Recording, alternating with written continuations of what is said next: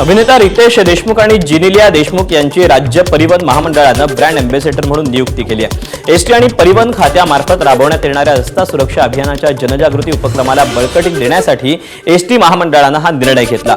या नियुक्तीचा करार हस्तांतरण सोहळा मंत्रालयात पार पडला। यावेळी मुख्यमंत्री देवेंद्र फडणवीस, उपमुख्यमंत्री एकनाथ शिंदे तसंच परिवहन मंत्री आणि एसटी महामंडळाचे अध्यक्ष प्रताप सरनाईक आणि इतर मान्यवर देखील उपस्थित होते।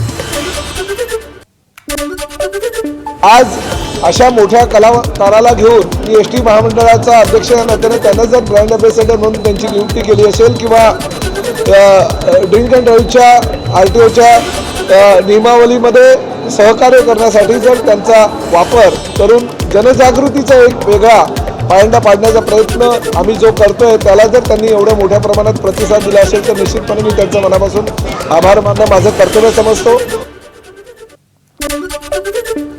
एसटीचा ब्रँड अँबॅसेडर झाल्याचा आम्हाला अभिमान आहे। तसंच महाराष्ट्रात मराठी अनिवार्य झालीच पाहिजे। मराठीबाबत सरनाईकांनी घेतलेला निर्णय योग्य असल्याची प्रतिक्रिया रितेश देशमुख यांनी दिली।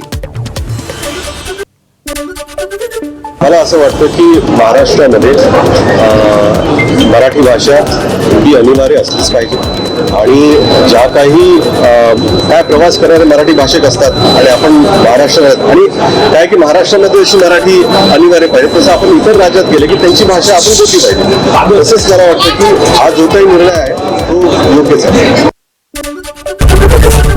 एबीपी माझा, उघडा डोळे बघा नीट।